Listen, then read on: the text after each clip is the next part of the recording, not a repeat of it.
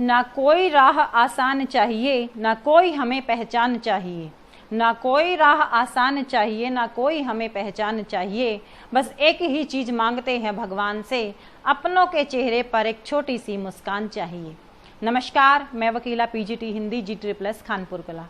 प्यारे बच्चों, आज हम पढ़ेंगे कक्षा 10वीं की कविता यह दंतुरित मुस्कान, और इसके कवि हैं नागार्जुन। इस कविता में कवि ने छोटे बच्चे के दांतों की सुंदरता का वर्णन यहाँ पर किया है। और कवि बताता है किस प्रकार से कि वो काफ़ी दिनों के बाद, क्योंकि कवि का स्वभाव घुमक्कड़ रहा है, काफ़ी दिनों के बाद जब वो घर वापस आता है तो घर आते ही उसने अपने छोटे बच्चे के छोटे छोटे दांतों को देखा। तो उसको देख करके कवि को बहुत अच्छा लगा, और उसकी सुंदरता का वर्णन यहाँ पर इस कविता के माध्यम से किया है। तो कवि क्या कहता है?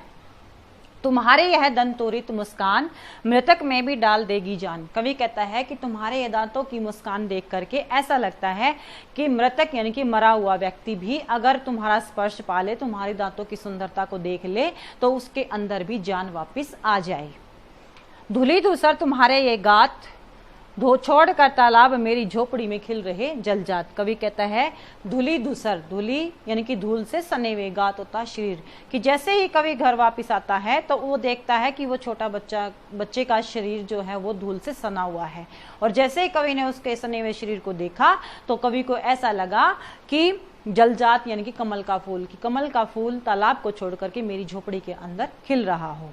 कवि काफी दिनों के बाद घर आया है, तो उसने जैसे अपने छोटे बच्चे के दांतों की मुस्कान को देखा तो उसको बड़ा अच्छा लगा। तो उसके यहाँ पर उसने किस प्रकार से अनेक बिंबों का प्रयोग किया है। तो पहले बिंब में कवि ने क्या कहा है कि जैसे ही वो छोटे बच्चे के धूल से सने हुए शरीर को देखता है तो उसको ऐसा लगता है कि कमल का फूल तालाब को छोड़ करके मेरी झोपड़ी के अंदर खिल रहा है।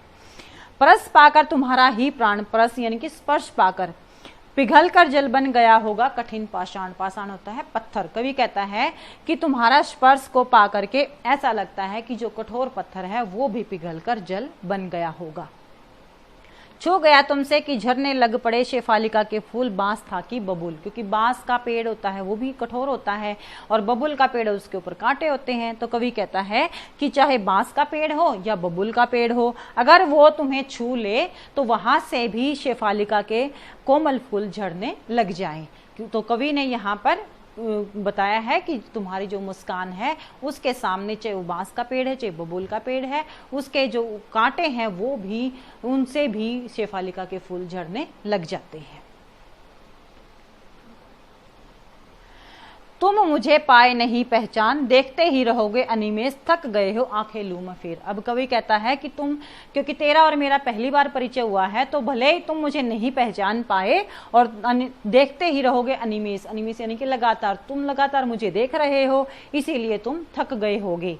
आंखें लूं मैं फेर, इसीलिए मैं तुम्हारे चेहरे से अपनी दृष्टि को हटा लेता हूँ। क्योंकि वो पहचान नहीं पाया कवि को, तो लगातार कवि को देख रहा है। तो कवि कहता है कि तुम अब थक गए होगे, इसीलिए मैं तुम्हारे चेहरे से अपनी दृष्टि को हटा लेता हूँ। क्या हुआ यदि हो सके परिचित न पहली बार, कोई बात नहीं, तुम्हारा और मेरा पहली बार परिचय हुआ है और तुम मुझे नहीं पहचान पाए तो इसके लिए कोई बात नहीं है। यदि तुम्हारी माँ ने माध्यम बनी होती आज, मैं न सकता देख मैं न पाता जान तुम्हारी है दंतोरित मुस्कान। कवि कहता है कि अगर आज तेरे और मेरे बीच में तुम्हारी माँ अगर माध्यम ना बनी होती तो ना ही मैं तुम्हें देख पाता और ना ही मैं तुम्हें जान पाता। धन्य तुम माँ भी तुम्हारी धन्य, चिर प्रवासी मैं इतर मैंने। कहता है कि तुम भी धन्य हो और तुम्हारी माँ भी धन्य है। चिर प्रवासी, चिर होता लंबे समय तक, प्रवासी घर से बाहर रहना। कवि कहता है कि क्योंकि मैं तो लंबे समय से घर से बाहर था तो इसीलिए तुम भी धन्य हो, तुम्हारी माँ भी धन्य है, इसीलिए मैं तुम्हारे लिए इतर यानी कि दूसरा, अन्य यानी कि पराया, इसीलिए मैं तुम्हारे लिए दूसरा व्यक्ति हूँ और मैं तुम्हारे लिए पराया भी हूँ। तीसरा, इस अतिथि से प्रिय तुम्हारा क्या रहा संपर्क, उंगलियां माँ की कराती रही है मधु पर। कहता है अतिथि यानी कि मेहमान, क्योंकि मैं तो एक मेहमान के रूप में यहाँ पर आया हूँ, तो मैं तुम्हारे लिए एक मेहमान हूँ और तेरा और मेरा कोई भी संपर्क नहीं रहा है। तुम्हारी माँ कराती रही मधुपर्क, मधुपर्क होता पंचामृत, यानी कि 5 चीजों को मिला करके जो पंचामृत बनाया जाता है। दूध, दही, घी, शहद और जल, इन 5 चीजों को मिला करके पंचामृत बनाया जाता है। तो कवि कहता है कि तुम्हारी माँ ही तुम्हारा पालन पोषण करती थी और वो ही तुम्हें मधुपर्क कराती थी, पंचामृत के द्वारा तुम्हारा पालन पोषण करती थी।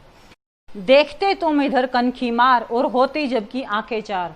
कनखी मारना, तिरछी नजर से देखना। कवि कहता है कि तुम मुझे तिरछी नजर से बार बार देख रहे हो, और इसीलिए जब भी तुम्हारी और मेरी आंखें चार होती हैं, यानी कि तुम्हारी और आंखें जब मुझसे मिलती है, तो तब जब मुझे तुम्हारे जो दांतों की मुस्कान दिखाई देती है तो मुझे लगती है बड़ी छविमान, यानी कि बहुत ही आकर्षक, और वो मुझे बहुत आकर्षक दिखाई देती है। क्योंकि तुम मुझे बार बार देख रहे हो और तुम मुझे पहचान नहीं पा रहे हो, तो इसीलिए तुम थक जाते हो, तो मैं सोचता हूँ कि तुम्हारे ऊपर से मैं अपनी नजरें हटा लूं। लेकिन कवि कहता है कि जब भी तुम मुझे तिरछी नजर से देखते हो, तो मैं तुम्हारी और मेरी जब आंखें आपस में मिलती हैं, तो जब मैं तुम्हारी दांतों की मुस्कान देखता हूँ और उसको देखता हूँ तो मुझे बहुत ही आकर्षक लगती है। तो यहाँ पर कवि ने उस छोटे बच्चे की मनोहर मुस्कान है उसका यहाँ पर सुंदर वर्णन किया है। कवि ने यहाँ पर खड़ी बोली का प्रयोग किया है, तत्सम तद्भव शब्दों का प्रयोग किया है, और यहाँ पर वात्सल्य रस का प्रयोग है, और कवि ने यहाँ पर मुहावरों का प्रयोग किया है, कनखी मारना और आंखें चार होना। तो कवि ने यहाँ पर छोटे बच्चे की जो सुंदर मुस्कान है उसको बड़े ही सुंदर शब्दों में यहाँ पर चित्रित किया है। धन्यवाद।